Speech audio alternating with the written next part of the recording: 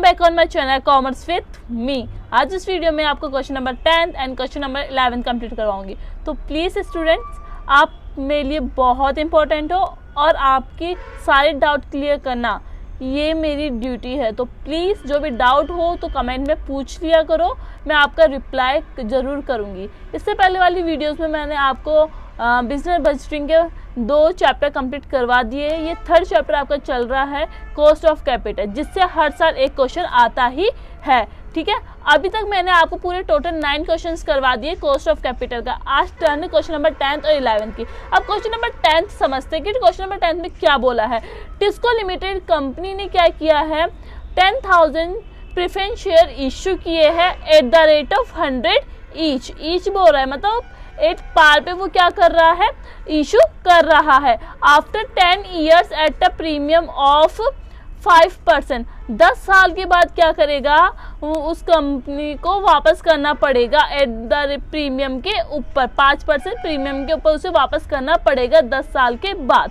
ठीक है, अब कॉस्ट ऑफ इशू दे दिया आपको 2 पर शेयर। 2 पर शेयर मतलब आपको फ्लोटेशन कॉस्ट दे दी है 2 पर शेयर। और अब आपको क्या फाइंड करना है, cost of preference share capital find करना है, मतलब आपको केपी फाइंड करनी है। तो आपको बता दूं, अपन को ये वाला क्वेश्चन करने से पहले आपको सबसे पहले क्या देखना होता है, आपको ये चार्ट ओपन करना होता है और इसमें देखना होता है आपको कि आपका क्वेश्चन किस टाइप का है। आपका क्वेश्चन रिडीमेबल का है या इरिडीमेबल का है। आप कैसे पता कर सकते हो, अब अगर क्वेश्चन में n गिवन होता है, n गिवन का मतलब अगर नंबर ऑफ ईयर्स गिवन होते हैं तब आपका क्वेश्चन रिडीमेबल का है। अगर n गिवन नहीं है तब आप क्या करोगे, इरिडीमेबल का फॉर्मूला लगाएंगे। तो अब क्वेश्चन अपन ने रीड किया और इसमें आपको पता चला कि 10 साल के बाद क्या करना है, रीपेमेंट करना है। जब भी 10 साल के बाद कर रहे हैं तो इसका मतलब क्या होगा, यहाँ n गिवन है। तो n गिवन है तो आपका कौन सा फॉर्मूला लगेगा,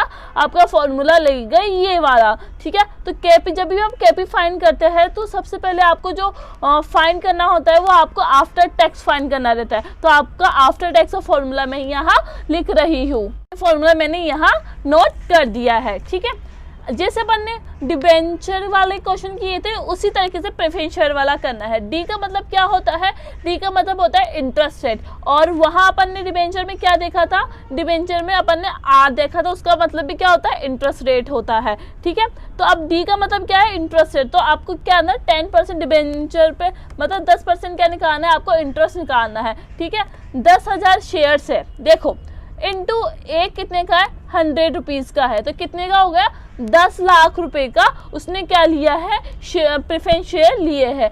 और इंटरेस्ट कितना देगा वो, हर महीने वो देगा 10%। तो इसका 10% निकालेंगे, क्या आएगा, 1 लाख रुपए। तो 1 लाख रुपए क्या हो गया, इसका इंटरेस्ट हो गया।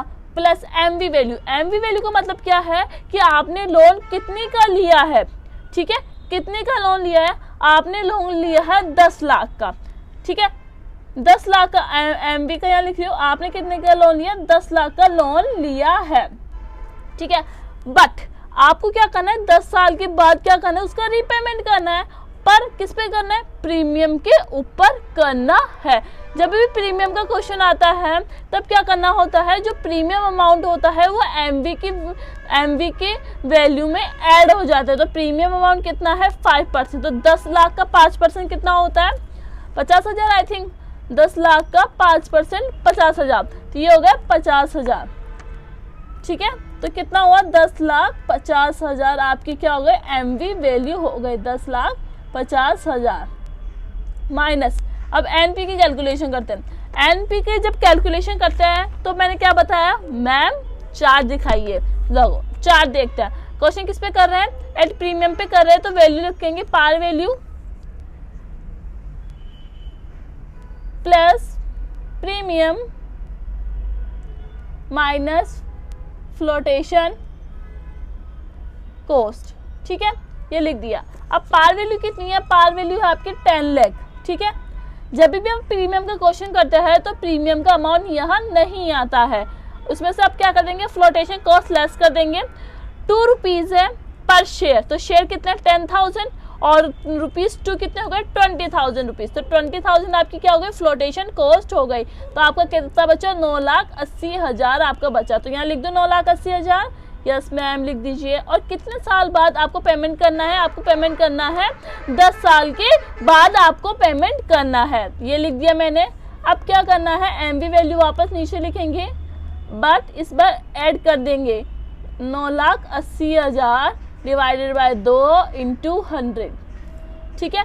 अब देखो 10,50,000, 10,50,000 में से लेस करेंगे 9,80,000, कितने बचेगा 70,000 डिवाइडेड बाय 10 कितना होगा 7,000। तो 1 लाख प्लस 7,000, ठीक है। अब देखो 10,50,000 प्लस 9,80,000 डिवाइडेड बाय 2, तो 10,15,000 इंटू 100। अब इसे सॉल्व करते हैं। 1 लाख प्लस 7,000 डिवाइडेड बाय 10,15,000, ठीक है। 10,15,000 डिवाइडेड बाय इंटू 100, तो 10.54 क्या हो गया, इसका आंसर आ गया। अब देखते हैं आंसर आ रहा है नहीं आ रहा। आंसर डेफिनेटली आ रहा है। अब क्वेश्चन 11 समझते हैं और क्वेश्चन 11 में क्या बताया गया है। आपको वही cost of preference share find करना है, बट आपको इसमें ऐसे बोला है अगर क्वेश्चन अगर प्रीमियम पे करते हैं और बाद में आप डिस्काउंट पे करते हो तब आपकी प्रेफरेंस शेयर कैपिटल क्या आएगी, आपको ये फाइंड करना है। देखो Rahim limited issue at par value पे क्या कर रहा है, इशू कर रहा है 12% प्रेफरेंस शेयर ऑफ 100 ईच, उसकी क्या है फेस वैल्यू है। जिस शेयर आर रिडीमेबल आफ्टर 10 साल के बाद उसका क्या करना है रीपेमेंट करना है, पेमेंट वापस करना है, प्रीमियम अमाउंट पे करना है 5%, ठीक है। अभी किया था ना ये 5%, उसी तरीके से ऐसा का ऐसा अभी करेंगे वापस।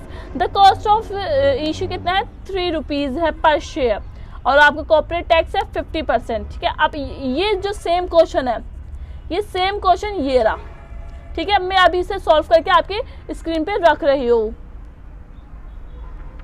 क्वेश्चन नंबर 10 किया था अपन ने, उसी तरीके तो क्वेश्चन नंबर 11 करना है। पहले किस पे करना है प्रीमियम पे करना है। तो ये मैंने अभी कर दिया किस पे एट प्रीमियम पे। जब प्रीमियम आपका कितना हो, जब आपका प्रीमियम हो 5%, ठीक है।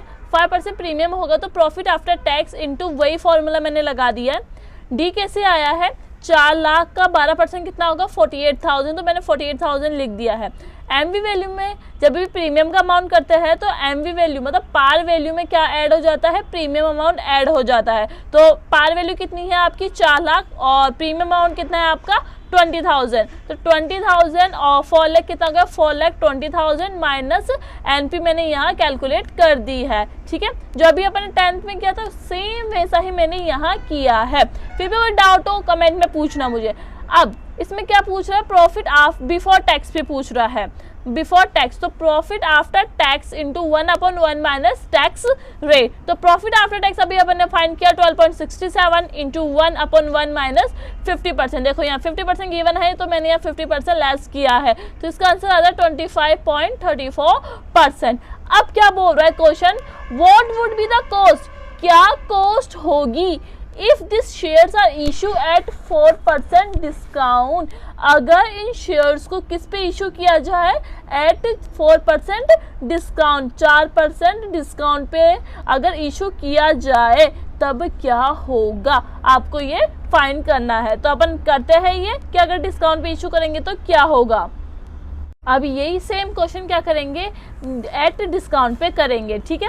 अब मैंने फॉर्मूला लिख दिया प्रॉफिट आफ्टर है D plus MV minus NP upon N, MV plus NP upon 2 into 100। D का मतलब क्या होता है आपका इंटरेस्ट रेट। तो इंटरेस्ट रेट देखते हैं 4 लाख का 12% कितना होता है, जो अभी अपन ने फाइंड किया था, अपन ने फाइंड किया था 48,000 रुपीज़। तो यहाँ डी क्या आएगी आपकी 48,000 डी आएगी plus MV value. MV value मतलब आपने कितने का लोन लिया है 4 लाख का लोन लिया है, तो मैंने यहाँ लिख दिया 4 लाख का माइनस एनपी। एनपी की कैलकुलेशन करते हैं कि एनपी किस पे कर रहे हैं अपन एट डिस्काउंट पे कर रहे हैं। जब भी डिस्काउंट पे करते हैं एनपी की कैलकुलेशन करते हैं तब आपको ये चार्ट ओपन करना है और क्वेश्चन में देखना है कि आपको किस टाइप का क्वेश्चन है। आपका क्वेश्चन है एट डिस्काउंट का, तो आप मैंने ये फॉर्मूला था, ये फॉर्मूला मैंने ऐसे कैसे यहाँ लिख दिया। पार वैल्यू कितनी है आपकी, पार वैल्यू है आपकी 4 lakh rupees minus discount. Discount कितना बोल रहा है 4%। तो 4 लाख का 4% कितना होता है, 4 लाख का 4% होता है आपका 16,000 रुपये, ठीक है,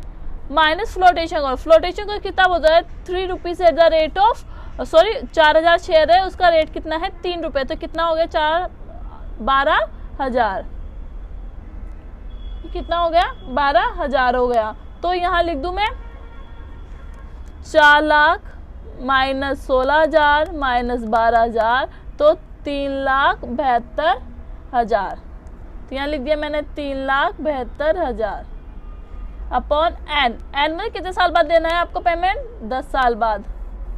4 lakh plus 3,72,000 divided by 2 into 100। मैंने ओनली वैल्यू क्या की है, पुट की है। एनपी की कैलकुलेशन मैंने यहाँ बता दी है।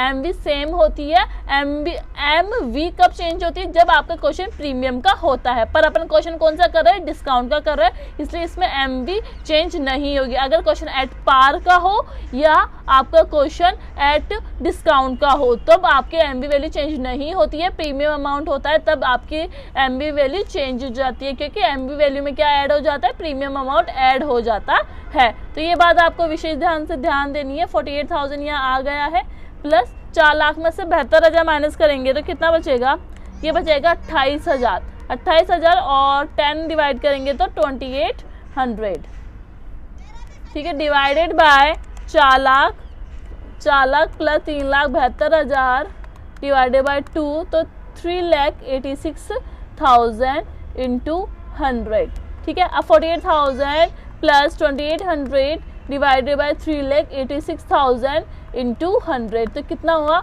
13.16। तो आंसर देखते हैं 13.33 इतना चलता है, ठीक है। अब देखो प्रॉफिट आफ्टर टैक्स आ गया है, प्रॉफिट बिफोर टैक्स निकालना है। प्रॉफिट बिफोर टैक्स, जब भी प्रॉफिट बिफोर टैक्स निकालते हैं तब उसका फॉर्मूला क्या होता है, उसका फॉर्मूला होता है profit after tax, profit after tax into 1/1 minus tax rate. तो ये क्या हो गया, प्रॉफिट आफ्टर टैक्स इतना है 13.16 इंटू 1/1 माइनस टैक्स कितना है आपका, टैक्स है आपका 50%। यहाँ लिख दिया मैंने 50%। अब इसे सॉल्व करते हैं, डिवाइडेड बाई 0.5 तो आएगा 26.32%। आई होप आपको वीडियो अच्छी लगी होगी। अगर वीडियो अच्छी लगी तो please please please please like share and subscribe जरूर करना। नेक्स्ट वीडियो में आपको क्वेश्चन नंबर 12 करवाऊंगी, जो आपका नया मेथड स्टार्ट होगा, ये वाला cost of equity share capital. And bye bye and take care.